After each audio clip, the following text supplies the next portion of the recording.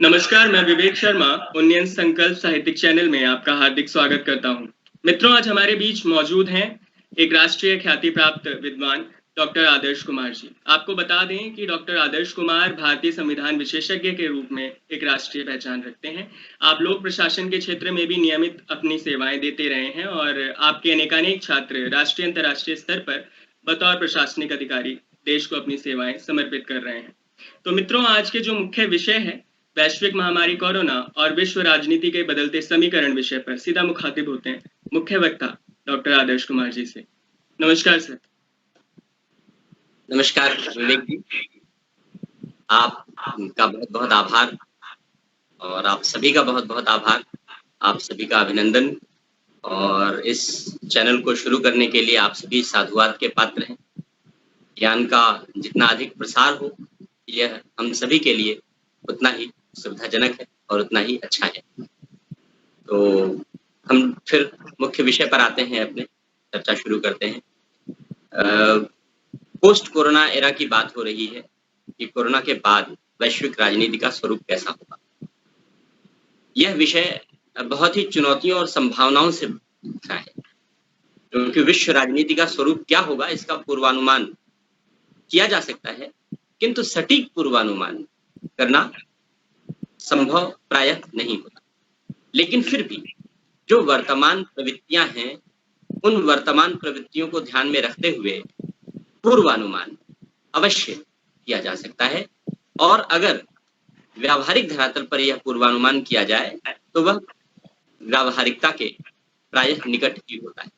हम लोग इसी बात को ध्यान में रखते हुए इस चर्चा को आगे बढ़ाएंगे। हम सब जानते हैं कि 2008 के बाद से अमेरिका का प्रभुत्व धीरे धीरे कम हो रहा है।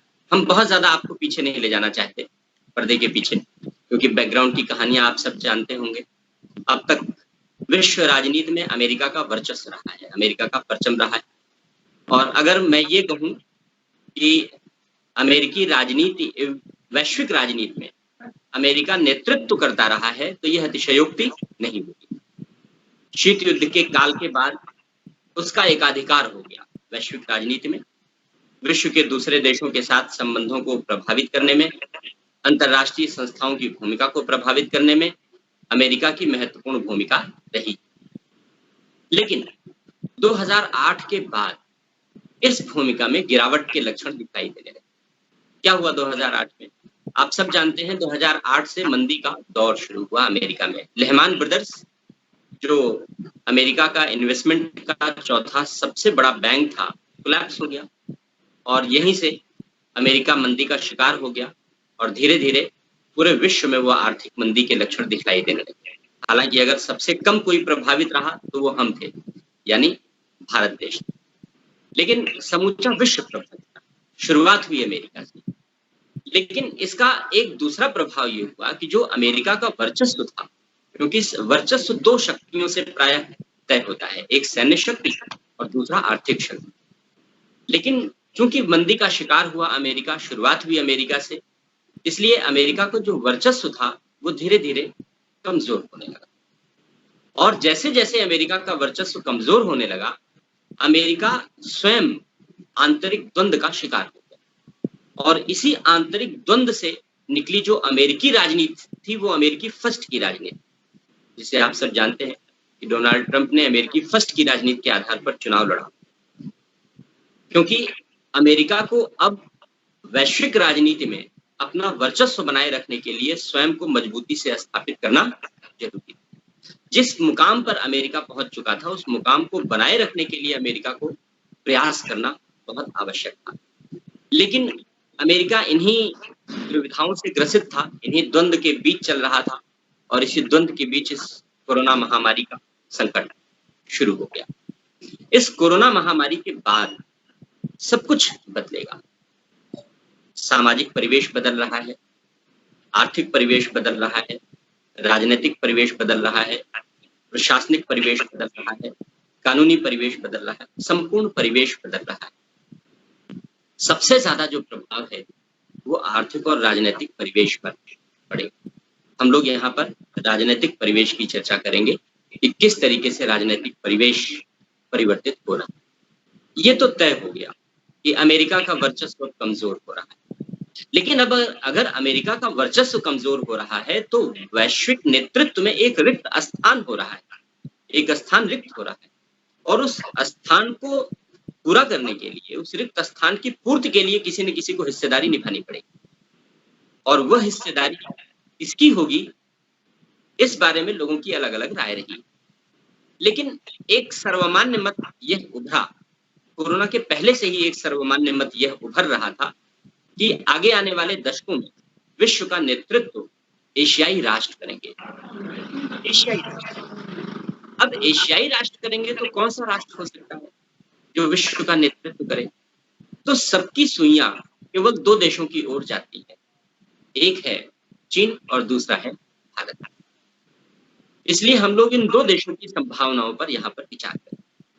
यानी यहाँ पर तीन बातें, कुल मिलाकर तीन बातें। पहली बात है कि अमेरिका पुनरुत्थान कर ले, अपना पुनः उसी तरीके से उत्थान कर ले और वैश्विक दादागिरी, वैश्विक राजनीति में अपने वर्चस्व को स्थापित करे। इसकी संभावनाएं अब उतनी प्रबल नजर नहीं आती, क्योंकि न्यूयॉर्क जो अमेरिका की आर्थिक राजधानी कही जाती है, इस वैश्विक कोरोना के संकट से लगभग तहस नहस हो। इसलिए जो पुनरुत्थान की बात है वह उस रूप में सामने नहीं आएगी जिस रूप में अमेरिका अपने आप को स्थापित करना चाहता है। दूसरी बात चीन और भारत के ऊपर आती है। चीन और भारत को लेकर तीन संभावनाएं जन्म लेती है। पहला, भारत अकेला नेतृत्व करे, दूसरा चीन अकेला नेतृत्व करे, और तीसरा दोनों मिलकर विश्व का नेतृत्व करें।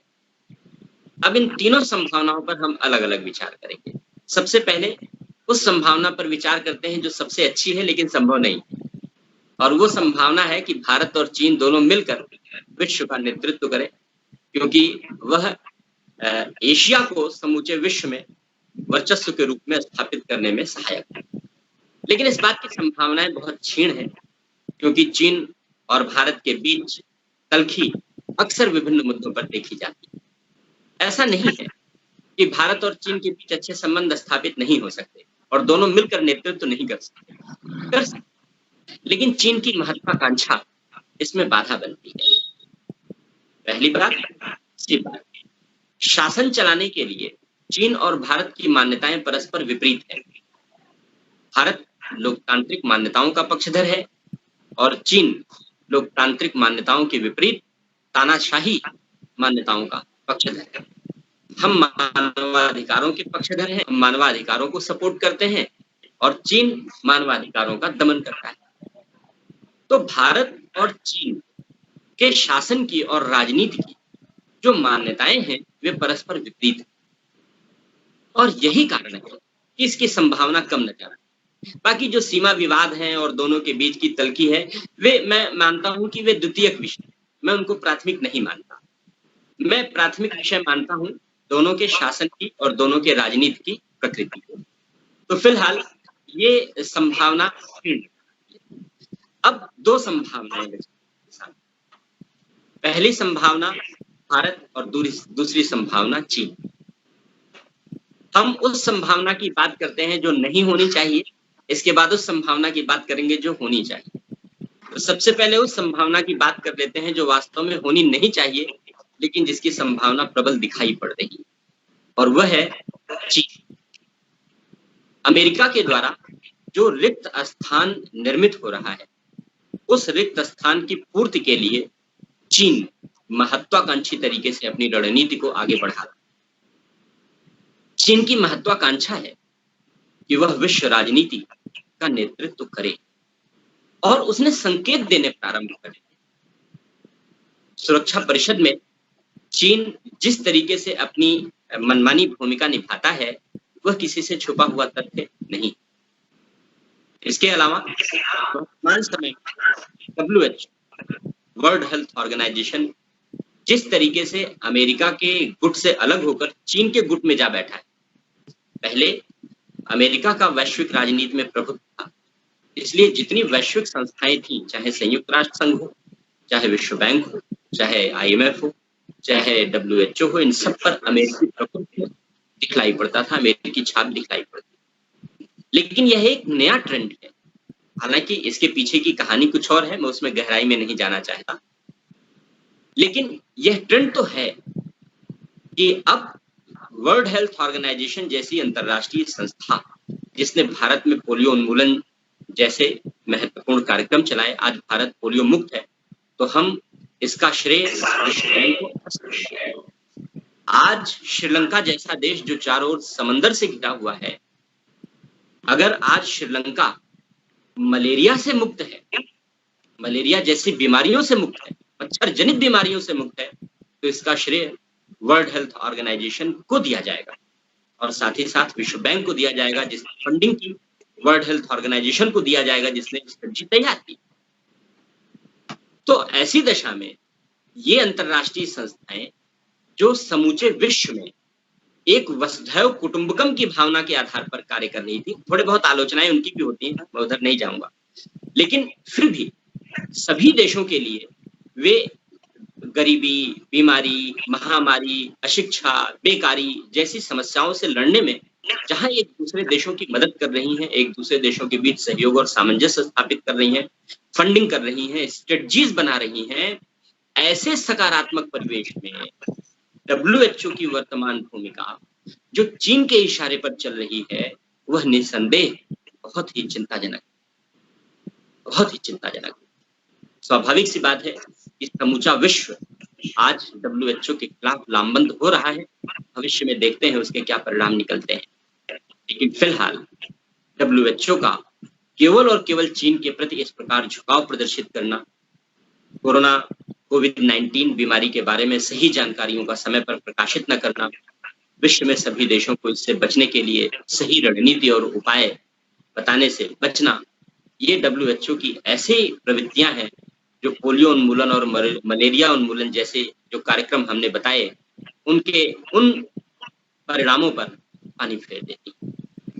स्वाभाविक सी बात है कि अंतरराष्ट्रीय संस्थाओं का चीन की ओर झुकाव यह शुभ संकेत नहीं। क्यों नहीं है शुभ संकेत, मैं इस बात की चर्चा। तो हमने अभी बताया कि चीन की महत्वाकांक्षा विश्व का नेतृत्व करने की है और चीन ने इस दिशा में एक पहली सफलता पाई है, पहला कदम उसने आगे बढ़ाया है कि उसने WHO जैसी संस्थाओं को अपने पक्ष में किया है। हालांकि यह स्थायी नहीं है, जल्दी ही धराशायी होगा और चीन की यह मंशा कामयाब नहीं होगी। दूसरी बात, चीन सैन्य शक्ति के दम पर और आर्थिक शक्ति के दम पर विश्व का नेतृत्व करना चाहता है। तो पहली बात हमने वैश्विक संस्थाओं को प्रभावित करने की बात। दूसरा, सैन्य शक्ति। चीन साम्राज्यवादी प्रवृत्तियों का शिकार देश है और उस साम्राज्यवादी मानसिकता का शिकार होने के कारण चीन यह कोशिश करता है कि वह दूसरे देशों को सैन्य शक्ति का भय दिखाकर वह अपना विस्तार करेगा, अपनी बातें मनवाएगा और अपना दबदबा स्थापित करने का प्रयत्न करेगा। दक्षिण चीन सागर में जिस तरीके से चीन ने कब्जा करने का प्रयत्न किया, आज से कुछ वर्ष पहले भारत के जहाजों को उसने आने जाने से रोकने के लिए कदम उठाया, हालांकि हमने भी करारा जवाब दिया। नतीजा ये हुआ चीन को अपना कदम वापस लेना पड़ा। जिस तरीके से भारत की सीमाओं पर चीन अतिक्रमणकारी रवैया अपनाता है, हमारी सीमाओं में बार बार अनधिकृत हस्तक्षेप करता है और दबाव बनाने का प्रयत्न करता है, यह उसका एक मनोवैज्ञानिक गेम है, उसका एक साइकोलॉजिकल गेम है, क्योंकि उसे पता है कि भारत एक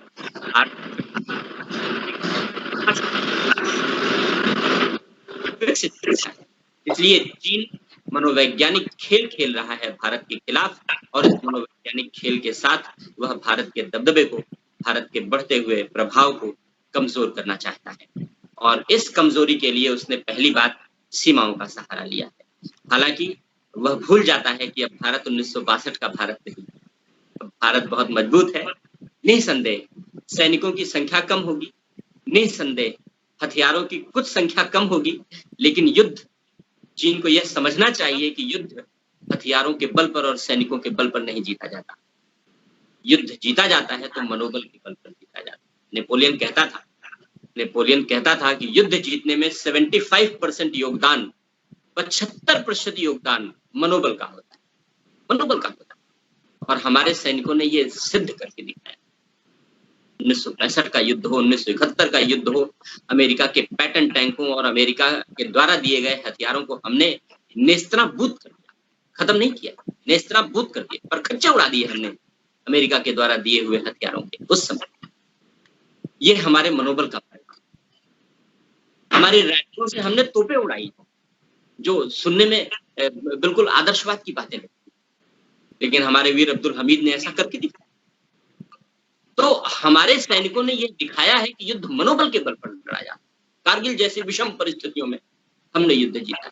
चीन ये भूल कर रहा है, बहुत बड़ी भूल कर रहा है। उसे लगता है कि हम अपने सैन्य बल पर, हम अपनी सेनाओं के बल पर, हम अपने परमाणु हथियारों के बल पर, कि उसके पास लगभग 300 परमाणु बम है और भारत के पास केवल 130-40 परमाणु बम है, इस आधार पर वो भारत को भय दिखा देगा, इस आधार पर वो विश्व को प्रभावित कर लेगा, तो इसकी बहुत बड़ी भूल।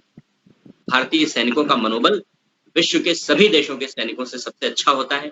और आप जानते हैं कि विश्व में अगर दूसरे देशों के सैनिक, दूसरे देशों के सैन्य अधिकारी भारत के सैन्य अकादमियों में कुछ सीखने आते हैं, तो वे सबसे पहले ये सीखना चाहते हैं कि अभिप्रेरणा और मनोबल का स्तर कैसे बनाए रखा जाता है, कैसे ऊंचा किया जाता है। तो चीन बहुत बड़ी भूल करता है, उसे यह पता नहीं है कि युद्ध मनोबल जीतता है, हथियार। तो जो सैन्य ताकत के बल पर चीन प्रयास कर रहा है, यह उसका एक तुच्छ या संकीर्ण दृष्टिकोण। दूसरी बात, वह भारत के पड़ोसी देशों को प्रभावित करने का प्रयास कर रहा है। पाकिस्तान, तो मान लीजिए हमारा ऐसा पड़ोसी मित्र है जिसको हम पड़ोसी कहें, मित्र कहें, दुश्मन कहें, शत्रु कहें, क्या कहें, ये संज्ञा आप खुद ढूंढ लीजिए, लेकिन पड़ोसी शत्रु ना हो, ये अच्छी बात है। पाकिस्तान खुद सोचे तो ज्यादा बेहतर। लेकिन नेपाल और भूटान, ये तो हमारे ऐसे देश हैं जो भारत के पारंपरिक मित्र, सांस्कृतिक विरासत साझा करते हैं दोनों देश। माता सीता का जन्म स्थान आज नेपाल में है, ये सांस्कृतिक विरासत है हमारी और नेपाल। भूटान और भारत के बीच जो सीमाएं साझा होती हैं, वे सांस्कृतिक विरासत की सीमाएं। दोनों देशों के बीच केवल आर्थिक आदान प्रदान, भौतिक आदान प्रदान नहीं है, बल्कि सामाजिक और सांस्कृतिक आदान प्रदान है। और इस कारण से हमारे, लेकिन चीन भूटान और नेपाल को भारत के विरुद्ध प्रभावित कर रहा है। नेपाल ने अभी जिस तरीके से काला पानी के मुद्दे पर भारत के विरुद्ध जाकर अपने विचार दिए हैं, किसी से छुपा हुआ तथ्य नहीं है। इसको मैं बहुत संक्षेप में समेटूंगा कि चीन नेपाल और भूटान में वामपंथ का विकास करके, ये सुनने में बहुत अटपटा लगता है, खासकर जो वामपंथी विचारधारा के लोग हैं, फैक्ट बता रहा हूं मैं, सत्य बता रहा हूं मैं, तथ्य कह रहा हूं कि चीन वामपंथ का विकास करके, वामपंथी दलों का विकास करके, वामपंथी विचारधारा के लोगों का विकास करके, माओवादी विचारधारा का विकास करके नेपाल और भूटान के हितों को भारत के विरुद्ध प्रभावित कर रहा है। नेपाल में चूंकि वह वामपंथी गुटों का विकास कर चुका है, इसलिए नेपाल को भारत के हितों के विरुद्ध भड़काने में वह काफी हद तक सफल हो जाता है। भूटान में भी उसका यही प्रयास है और यह दुर्भाग्य है कि वर्तमान भूटान की संसद में कुछ युवा जो वामपंथी विचारधारा के युवा हैं, चीन की विचारधारा से प्रभावित हैं, वे चुनकर पहुंच गए। ये अच्छा होगा कि उनकी अधिक से अधिक पहुंच उस संसद में रोकी जाए, क्योंकि अगर भूटान की संसद में चीन की विचारधारा से प्रभावित होकर वामपंथी युवाओं का प्रवेश रहेगा, तो भूटान भी नेपाल जैसा बन जाएगा। ये ठीक नहीं होगा। तो चीन दूसरी कोशिश कर रहा है भारत को दबाने की पड़ोसी देशों के साथ। इसके बाद जो तीसरी बात है, चीन आर्थिक महाशक्ति के रूप में उभरा है, प्रकट हुआ है, हम सभी जानते हैं। लेकिन चीन की आर्थिक महाशक्ति किस रूप में है, हम आपको अलग तरीके से समझाने की कोशिश करते हैं। चीन निवेश के नाम पर दूसरे देशों की मदद करता है, दूसरे देशों को आर्थिक सहायता देता है। वह मालदीव, श्रीलंका, सभी देशों में, भारत के इर्द गिर्द जितने भी देश हैं, उन सभी देशों में वह निवेश कर रहा है। और वह निवेश करता है आर्थिक मदद के नाम पर, उन देशों के विकास के नाम पर। लेकिन यह चीन की वास्तविक इच्छा शक्ति नहीं है। चीन की वास्तविक इच्छा उन देशों को ऋण जाल में के हितों के विरुद्ध उन्हें प्रभावित करना है, और चीन ऐसा करता रहा। इसका मतलब ये हुआ चीन भारी मात्रा में निवेश करता है उन देशों में, बड़ी मात्रा में, और जब बड़ी मात्रा में निवेश करता है वे देश खुश होते हैं कि निवेश आ रहा है। लेकिन जब भारी मात्रा में निवेश होगा और राष्ट्र की क्षमता धन जुटाने की नहीं होगी तो राष्ट्र ऋण जाल में फंसेगा, और ऋण जाल में फंसेगा तो चीन उन देशों का सैन्य कारणों से उपयोग करना शुरू कर देता है, जैसे श्रीलंका, मालदीव, इन सभी का चीन ने शुरू किया। लेकिन ये अच्छी बात हुई कि नेतृत्व बदला, भारत का नेतृत्व बदला, और हमारे वर्तमान प्रधानमंत्री ने श्रीलंका को चीन के चंगुल में फंसने से बचा। हैबनटोटा को श्रीलंका ने हैबनटोटा को चीन के लिए सैनिक बंदरगाह बनाने की अनुमति दे दी। लेकिन जैसे जैसे भारत और श्रीलंका के बीच संबंधों में सुधार आया, श्रीलंका ने अपना कदम वापस ले लिया और अब केवल व्यापारिक बंदरगाह बनकर रह गया, सैन्य बंदरगाह नहीं। आप कल्पना कीजिए कि अगर श्रीलंका पे चीन का सैनिक बंदरगाह होता तो वह हमारे लिए सुरक्षा के दृष्टिकोण से कितना संकटग्रस्त। तो चीन इसी प्रकार की रणनीति भारत को घेरने के लिए निर्मित कर रहा है। इस रणनीति को दो नामों से जानते हैं। समुद्री मार्गों से जो घेरने की रणनीति उसने बनाई है, बंगाल की खाड़ी, हिंद महासागर, गॉल्फ कहते हैं, कहते हैं, आप जानते हैं। और जो सड़क मार्ग से चीन ने भारत को घेरने की रणनीति बनाई है उसको BRI, belt and road initiative है, इसको पहले वन बेल्ट वन रोड भी कहा जाता था। और इसी का हिस्सा है चीन पाकिस्तान आर्थिक प्यारा। तो पाकिस्तान अधिकृत कश्मीर से होकर जाता है और उस पाकिस्तान अधिकृत कश्मीर में अनचाहे तरीके से चीन ने अपनी पैठ इस गलियारे के माध्यम से बना रखी। तो चूंकि चीन जानता है कि भारत ही अगली महाशक्ति बनने का असली दावेदार है, इसलिए चीन जहां एक ओर अपना आर्थिक विकास कर रहा है, वहीं दूसरी ओर वह चारों ओर भारत को घेरने की रणनीति तैयार कर रहा है, जिससे भारत को कमजोर किया जा सके, उसके मनोबल को तोड़ा जा सके और उसके विरुद्ध उसके समर्थकों की संख्या कम की जा सके और चीन अपने हितों की वृद्धि कर सके। तीसरी अगली बात में है वो चीन आर्थिक महाशक्ति के रूप में होता है, ये बात बिल्कुल जायज है। लेकिन चीन की जो आर्थिक महाशक्ति के रूप में उभार है उसको मैं बड़े संकीर्ण नजरिए से देखता हूँ। मैं इसलिए संकीर्ण नजरिए से देखता हूँ क्योंकि आर्थिक महाशक्ति का विकास या चीन में आर्थिक शक्ति का विकास सामाजिक शक्ति के विकास के बिना हुआ। विकास करते हैं, जब हम विकास की बात करते हैं हम कहते हैं सामाजिक आर्थिक विकास। जब हम डेवलपमेंट को डिफाइन करते हैं तो हम कहते हैं सोशियो इकोनॉमिक डेवलपमेंट, सामाजिक आर्थिक विकास। यानी केवल आर्थिक विकास नहीं है, विकास के साथ साथ सामाजिक विकास होना आवश्यक है। सामाजिक विकास में मानवीय विकास भी शामिल है, आध्यात्मिक विकास भी शामिल है, सब कुछ शामिल है। ये सब मिलकर विकास की संकल्पना बनाते हैं। आप इस बात को जानते होंगे, चीन ने सिर्फ आर्थिक विकास किया है क्योंकि चीन में लोगों को स्वतंत्रताएं नहीं है, चीन में अभिव्यक्ति की आजादी नहीं है, चीन में प्रेस की स्वतंत्रता नहीं है, चीन में सामाजिक आजादी नहीं है, चीन में मानवाधिकारों का संरक्षण नहीं है, चीन में मानव स्वाधीनताओं का विकास नहीं है और मानव स्वाधीनताओं का विकास हुए बिना, मानव स्वतंत्रताओं का विकास हुए बिना विकास नहीं हो सकता। तो चीन जिस तरीके से विकास की राह पर चला है वह विकास नहीं है, वह आर्थिक विकास, केवल आर्थिक। एक बात।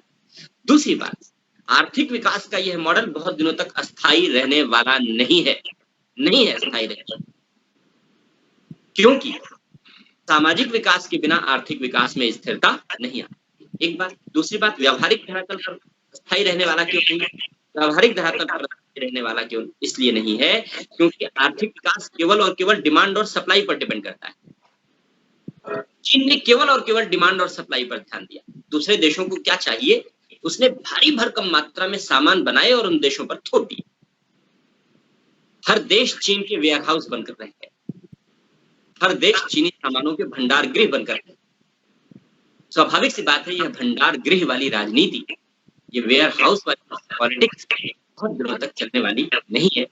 हर देश इस बात को समझ रहा है और हर देश के भीतर यह छटपटाहट है कि चीन की इस वेयर हाउस वाली पॉलिटिक्स से बाहर निकले, और आज नहीं तो कल सभी देश इस चीन की वेयर हाउस वाली पॉलिटिक्स से बाहर निकलेंगे और चीन की जो आर्थिक शक्ति बनने की संभावना थी, इसके लक्षण भी देखे। अब तमाम कंपनियां जिन्होंने चीन में निवेश किया था, वे अब चीन से अपना कारोबार समेट रही हैं। इसलिए जो दूसरी संभावना हमने वैश्विक नेतृत्व के रूप में देखी कि चीन वैश्विक नेतृत्व कर सकता है, इस बात की संभावना व्यावहारिक धरातल कमजोर नजर आने लगी और सैद्धांतिक तौर पर भी चीन को वैश्विक नेतृत्व करने का नैतिक अधिकार नहीं है, क्योंकि विश्व का नेतृत्व करना मूल्यों और नैतिकता की परंपराओं से समृद्ध होना चाहिए, लेकिन चीन इस मापदंड पर खरा नहीं है। अब इसी मापदंड से हम तीसरे विकल्प की चर्चा करते हैं और हमारा तीसरा विकल्प है भारत देश।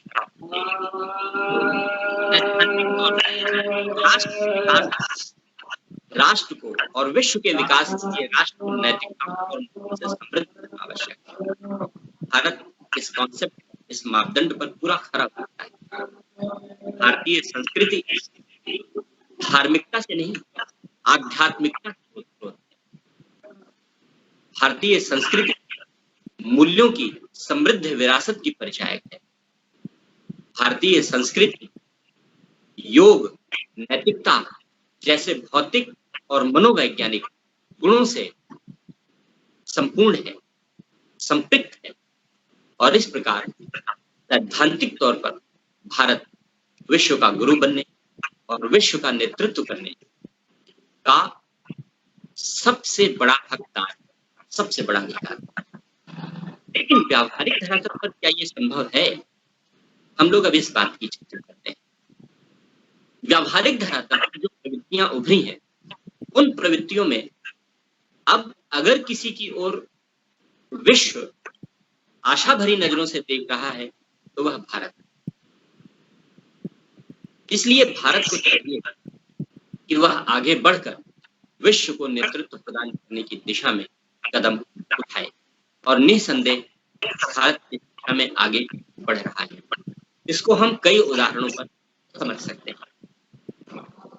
हमारी वर्तमान राजनीति ने वैश्विक धरातल पर भारत की स्थिति को और मजबूत बनाया और अंतर्राष्ट्रीय स्तर पर भारत की विदेश नीति अब प्रभावी रूप से अपना अधिकार स्थापित करने लगी है और उसे मान्यता दी जाने लगी। भारत एक सहिष्णु राष्ट्र, यह सब जानते हैं कि भारत ने कभी किसी पर आक्रमण नहीं किया, यद्यपि वह सदियों से आक्रमण झेलता रहा, लेकिन भारत अनाक्रमण की नीति का अनुसरण करता रहा है और आज भी वह अनाक्रमण की नीति पर ही कायम है। और किसी भी राष्ट्र के लिए एक नेतृत्वकर्ता के रूप में यह बहुत बड़ा गुण है कि वह समावेशी राजनीति प्रश्रय देता है, वह समावेशी राजनीति को संरक्षण देता है। भारत समावेशी राजनीति देता है, प्रश्रय देता है। वह स्वयं की मातृभूमि का सम्मान, भारत का सम्मान करते हैं और दूसरों की मातृभूमियों का भी सम्मान करते हैं। दूसरों की मातृभूमि पर कब्जा करने की नहीं, यह विश्व नेतृत्वकर्ता का एक बहुत बड़ा गुण है और भारत व्यावहारिक धरातल पर इस रणनीति पर काम कर रहा है। आज से नहीं, पहले से इस पर कार्य कर रहा है। दूसरी ओर हमारी वर्तमान राजनीति ने, अभी मैं प्रधानमंत्री जी का नाम लूंगा तो कुछ लोग ऐसे भी हैं जो उनके आलोचक हैं, उन्हें बुरा लग जाता है, लेकिन यह वास्तविकता है कि हमारे वर्तमान प्रधानमंत्री ने भारत का विश्व में परचम लहराने में जी तोड़ मेहनत की, जी तोड़ मेहनत की। और अगर कोविड-19 की समस्या नहीं होती तो इन पिछले 2.5 महीनों में जब सब कुछ लॉकडाउन है, वो विश्व के अनेक देशों की यात्राएं कर चुकी, लेकिन फिलहाल ये अब उस प्रकार की पॉलिटिक्स का दौर नहीं है, ई पॉलिटिक्स का दौर है, ई राजनीति का दौर है। और इस ई राजनीति के आधार पर भारत विश्व के सभी देशों से लगातार संपर्क में है, विश्व के सभी देशों की लगातार मदद कर रहा है।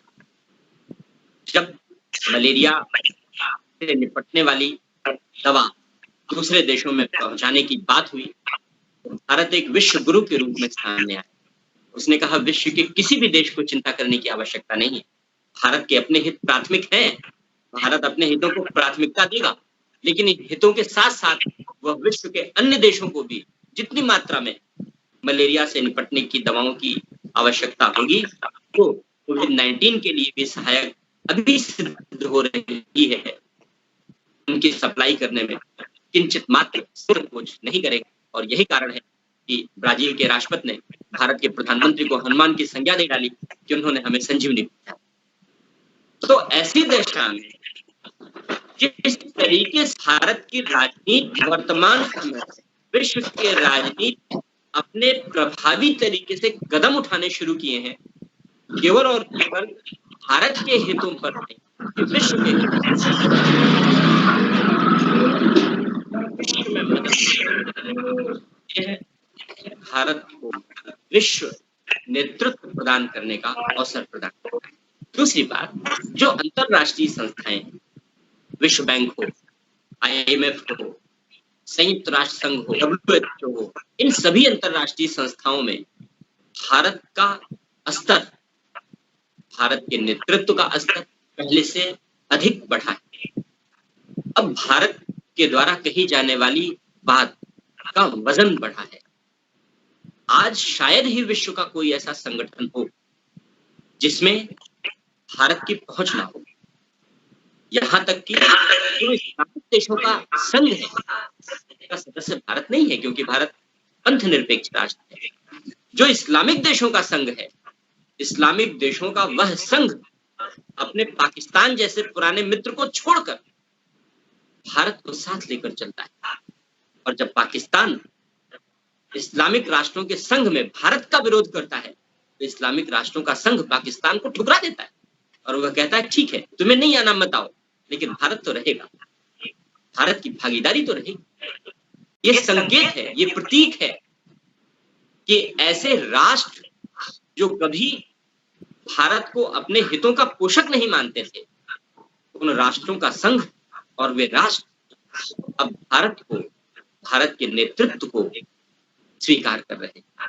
और इतना ही नहीं, वे भारत की महत्ता को स्वीकार कर रहे हैं और भारत को आगे बढ़कर विश्व नेतृत्व में अपनी भागीदारी निभाने का अवसर दे रहे हैं। ये अपॉर्चुनिटी क्रिएट करने की बात है कि जहां से हमें विरोध का सामना करना पड़ सकता था, वे हमारे लिए पलक पावने बिछा कर बैठे, वे हमारे लिए मार्ग प्रशस्त कर रहे हैं, वे हमारे लिए रास्ता तैयार कर रहे हैं, भारत आगे बढ़ करके विश्व नेतृत्व। साथ ही साथ जो हमारी कुछ आर्थिक चुनौतियां हैं, केवल और केवल विश्व का नेतृत्व करने के लिए केवल इन राजनीतिक कारकों की आवश्यकता नहीं है, बल्कि आर्थिक कारकों की आवश्यकता है। स्वाभाविक सी बात है कि अभी इस दिशा में भारत को मीलों चलना शेष है। इस दिशा में तेज कदम बढ़ाने होंगे, आर्थिक विकास की गति को तेज करना होगा और इस दिशा में मुझे लगता है कि हमने पहला कदम रख दिया। आत्मनिर्भर भारत की संकल्पना, ग्रामीण विकास के भारत की संकल्पना, ये इस दिशा में ठोस कदम है। गांधी जी कहा करते थे, उन्होंने मेरे सपनों के भारत पुस्तक में लिखा है कि भारत की आत्मा गांव में बसती है और गांव के विकास के बिना भारत का विकास आधा अधूरा है। यह दुर्भाग्य का विषय था कि विकास की अंधी दौड़ ने गांव को नेपथ्य में डाल दिया। गांव में जनांकिकी परिवर्तन आ चुका था, डेमोग्राफिक चेंजेस आ चुके थे, गांव में युवा बचे ही नहीं थे, केवल और केवल वृद्ध परिवार बचे। सारे युवा रोजगार की तलाश में पलायन कर चुके। कोविड-19 भले ही समस्या रही हो, लेकिन मैं इसे एक शुभ संकेत मानता हूं भारत के गांव के विकास के लिए कि युवा शक्ति अब अपने ग्रामीण क्षेत्रों की ओर वापस लौटी है। मैं इसे पलायन नहीं कहूंगा, मैं यह कहूंगा कि युवा शक्ति पुनः वापस लौटी है अपने ग्रामीण क्षेत्र की ओर और उसके मजबूत हाथों से ग्रामीण क्षेत्रों का शीघ्र विकास होगा। हमें स्वयं सहायता समूहों, सेल्फ हेल्प ग्रुप्स को प्रमोट करना होगा, हमें सहकारिता आधारित विकास को प्रोत्साहित करना होगा और सरकारों को इस विषय में चिंतन करना होगा कि विकास को डी ब्यूरोक्रेटाइज करें। डीब्यूरोक्रेटाइज करें, नौकरशाही के चंगुल से विकास को दूर करें। ये नौकरशाही कमीशन खोरी करके, मंत्रियों के माध्यम से कमीशन खोरी करके, मैं बुराई नहीं कर रहा हूँ, मैं तथ्य के आधार पर कर रहा हूँ, बात कर रहा हूँ। 1995 में 1995 में एन वोहरा रिपोर्ट आई थी। एन वोहरा भारत सरकार की गृह सचिव थे और उन्होंने एक कॉन्फिडेंशियल रिपोर्ट प्रस्तुत की थी, बाद में वो लीक हो गई। और उस कॉन्फिडेंशियल रिपोर्ट में उन्होंने कहा था कि अगर इस देश को किसी ने सबसे ज्यादा नष्ट किया है तो वो अधिकारियों, मंत्रियों, राजनेताओं और अपराधियों के भ्रष्ट गठजोड़ ने। 2.5 दशक हो गए, इस गठजोड़ को तोड़ने की कोशिश नहीं की गई। हम ये नहीं कह सकते कि ये गठजोड़ तोड़ा जाए, क्योंकि आनंद फानन में राजनीति से ऐसी कल्पना करना कि वो इतने कठोर कानून बनाएगी और भ्रष्ट गठजोड़ तोड़ेगी, इस बात की संभावना वर्तमान राजनीति में कम ही है। लेकिन कम से कम इतना कर सकते हैं कि विकास को डीब्यूरोक्रेटाइज कर सकते हैं, विकास को नौकरशाही से दूर ले जा सकते हैं, विकास की जिम्मेदारी उन लोगों पर छोड़ देते हैं जिनको विकास करने की आवश्यकता है। अभी हम कहते थे कि सरकार आएगी विकास करेगी, नौकरशाही आएगी विकास करेगी ना, अब तरीका बदलना पड़ेगा। अब हम विकास करेंगे, ग्रामीण क्षेत्र के लोग विकास करेंगे, तो नौकरशाही क्या करेंगे? ये हमारे मददगार होंगे, ये हमारे सहायक होंगे।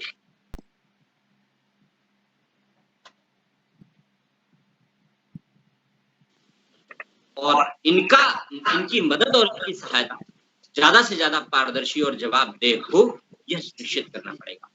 अगर हम आर्थिक विकास के इस मॉडल को अपनाते हैं, सामाजिक परिवर्तन तो आ ही रहा है। जैसे जैसे हम आर्थिक विकास के इस मॉडल को अपनाते हैं, निस्संदेह भारत एक आर्थिक महाशक्ति के रूप में उभरेगा और सही अर्थों में भारत विश्व को नेतृत्व प्रदान कर सकेगा। तो बात को बहुत कंक्लूड करते हुए मैं ये कहूंगा कि हमारी बातों का सार ये है कि कोविड-19 के बाद विश्व में नेतृत्व करने, विश्व की राजनीति में नेतृत्व करने का भविष्य भारत के हाथों में ही सुरक्षित है। भारत इसके लिए तैयार है और भारत इसके लिए शेष तैयारी कर रहा है। आप सब युवा हैं, हम सब युवा हैं। आप सभी युवाओं को मेरा यह संदेश है कि आप सब खुलकर अपनी भागीदारी निभाएं, वैचारिक रूप से, सामाजिक रूप से, सांस्कृतिक रूप से, आर्थिक रूप से, जहां जैसी संभावना है आप खुलकर अपनी भागीदारी निभाइए, क्योंकि विश्व का निर्माण युवाओं के हाथों में केंद्रित होता है। आप युवा हैं, आप में के अंदर सृजनात्मक शक्ति,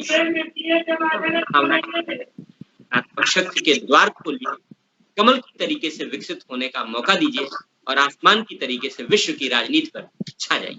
इसी के साथ मैं अपने विचारों को समाप्त करता हूं। तो हम हृदय से आभार व्यक्त करते हैं अपने मुख्य वक्ता डॉक्टर आदर्श कुमार जी का, जो कि एक राष्ट्रीय स्तर पर बेहद प्रख्यात शख्सियत हैं और संविधान विशेषज्ञ के रूप में जाने जाते हैं।